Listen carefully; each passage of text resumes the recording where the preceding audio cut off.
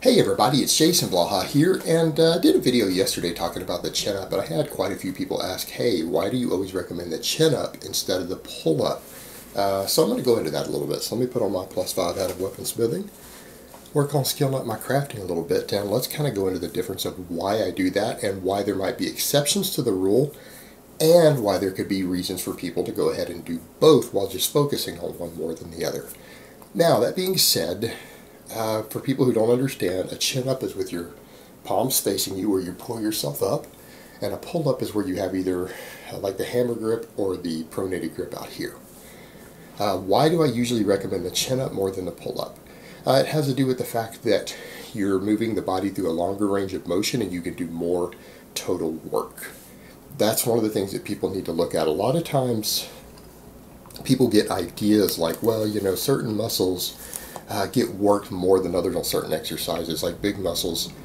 And by taking other muscles out of the equation, you can do more work on a big muscle. And that's kind of a bodybuilder mentality that I try to shy people away from. And if you guys remember when I did that interview with CJ Allen, who does coach bodybuilders, who is a very serious power lifter, but he does, some of his clients are bodybuilders and stuff while he was working on his PhD in biomechanics, he was explaining that that's really not the right concept, that bodybuilders mess up by thinking of the body as like a set of Legos, a block of Legos, and the reality is it doesn't work that way.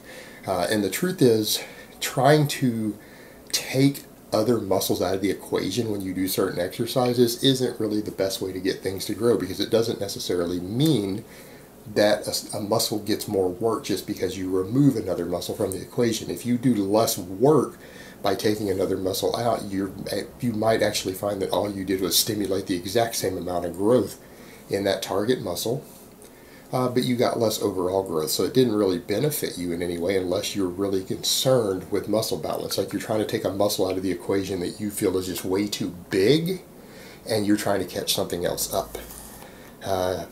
And when we're dealing with the chin-up versus the pull-up, a lot of people have these ideas that the wider grips that people do that makes their back wider. There's no truth to that. It's actually just harder on your shoulders. And that you work more back with the pull-up than with the chin-up. And again, that's simply not true. The reason that isn't true is because with the chin-up, and a lot of people notice this, they'll look at their wide grip pull-ups, and with their body weight, they might only be able to do 3 of them, but they go chin-ups and they can do 6, 7, 8 sometimes. And when you think about it this way, most people can not only do more reps, you're moving the body further. If you were to measure how far you're moving, you would find that most people on like a chin-up, particularly a nice narrow grip one versus out here, that they're going to move 2 or 3 inches further. So let me ask you a question. Which one is doing more work? If you can do more reps and move the weight, in this case your body, a longer distance, aren't you doing more work? Because normally I would tell people you want to do the longer range of motion exercises, that you generally do more work on them by increasing the range of motion, even though sometimes you do less weight.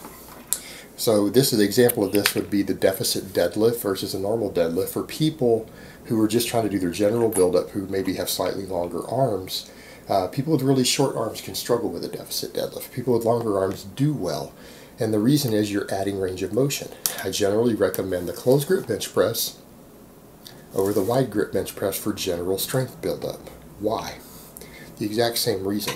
You're moving the weight through a longer range of motion. Yeah, you have to take a few pounds off, but you're moving it through a longer range of motion, and it gives better overall muscle recruitment, and it puts less strain on the shoulder joints. But with a lot of these exercises, adding range of motion makes them harder. In the case of the chin-up versus the pull-up, the chin-up is easier. The chin-up is slightly easier, which doesn't make sense at first, because most people would say, well, you're doing more work, you're moving your body further, why can't I do more of them? It should be harder. It's because it involves the biceps more. Now, I'm not saying the pull-up doesn't involve the biceps. It does. The pull-up absolutely works the biceps. In fact, a noob who comes into the gym could probably get really strong on pull-ups and see very, very significant bicep recruitment. If you don't believe me, or bicep growth, remember those studies I linked in the past where they've taken noobs and had them do lat pull-downs? And I've linked several studies on this in the past, actually, where noobs have done lat pull downs versus lat pull downs from curls, and they didn't see any significant extra growth from adding curls in. Same thing when they did bench press and then bench press with tricep extensions. They didn't see any additional muscle growth in novices. And then when the same people did a different study where they compared them, where they had people only do the lat pull downs versus the curls, the guys who only did the lat pull downs got slightly more bicep growth. And that's the same position on your bicep. You're pronated over on a lat pull down. So you could still get significant bicep development, but because the bicep is put into a very strong position and it's recruited very heavily, it's put in a position where you can recruit the bicep maximally. It adds so much extra work that most people can do more reps, even though they're moving their body further. And even if they did the same number of reps, the biceps alone are letting them do more work because they're moving their body further. It's a longer range of motion. So I think that's already starting to make sense for some people why I'm saying, hey, it's better. So people would say, well, but doesn't your back get less work because the biceps are involved? No. The biceps are only adding to the amount of work you can do. Meaning you're doing a variation of the exercise that not only are you doing a longer range of motion, which should be harder, it's doing more work. Think of it in those terms. Work is basically how much weight you lifted and how far you moved it. And in fact, when you think of reps, that's a big part of it. You're trying to create fatigue by doing more work, doing more reps. Well, moving yourself further, if you increased the distance the weight travels 10%, that's the equivalent of adding 10% more reps. So that's the equivalent of doing maybe 11 reps versus 10 reps as far as your total work done. And it is work done that recruits muscle fibers, creates fatigue, stimulates muscle growth. So in this case, you're not only able to do more work as far as actual number of reps, usually, you're moving yourself further. Why would the back get used less? You basically have just added in another muscle into a really good position for maximum recruitment. And when you think about the bicep, especially when you're at the top, that's where the bicep gets maximum recruitment. You're able to use it very efficiently, very effectively, so much so that it adds to the amount of work you can do. That doesn't take anything away from the back because you did more total work by adding in another muscle. The back didn't work any less. Your body was able to work more, still working the back the same amount. All right, so that's a good way to look at it. So accordingly, why wouldn't I recommend the chin-up? You do more work, you get two very important muscles to a lot of people, get more overall development instead of just focusing more on one. And because you're getting extra bicep work that is just as good as curls thrown in with your lat work. That's about efficiency in the gym. And when you start looking at things that way, the more muscles that you can stimulate to a very large degree on your big compounds, the less isolation work you have to do to get maximum growth through your whole body. All right, I mean, it's the same people who would try to say, well, I'm going to take the biceps out of my back work so they can get a better back, and then I'm just going to add in curls. Well, why?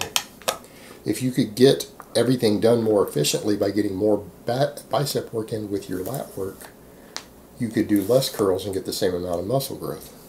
How is this a bad thing? The exception would be obviously people who have really big biceps. They don't want their biceps to grow anymore, but their back is lagging. All right, that would be an example of someone who would cut the chin-ups out and strictly do the other type. Now, their biceps would probably still grow to some extent from getting really, really strong on other pull-ups. But it'll slow it down, hopefully, and they can get their back caught up. That would be the exception. But honestly, how many people out there that you guys know that you can think of honestly look in the mirror or they're training and say, damn, my biceps are too big, I have to stop them from growing to get other stuff caught up? That's a pretty rare individual. They're out there, but truth be told, there aren't that many of them. There aren't that many of them.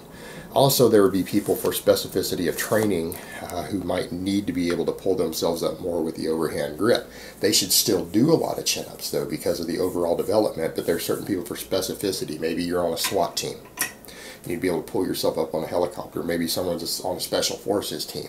They need to be able to pull themselves up into a helicopter or something like that. There are certain combat duties where it could be very beneficial to train the overhand. Also, Like I've said in the past, what people need to understand, even though I'm big on specificity of training, minimal exercise selection, there is data out there. There's evidence I've seen even from people like Dr. Brad Schoenfeld have talked about. I've seen Greg Nuckols even talk about it. Data they've discussed in the past are where people who do slight variations of their main exercises sometimes gain strength faster on the main exercise, but they also get more stability all around and they have lower injury rates.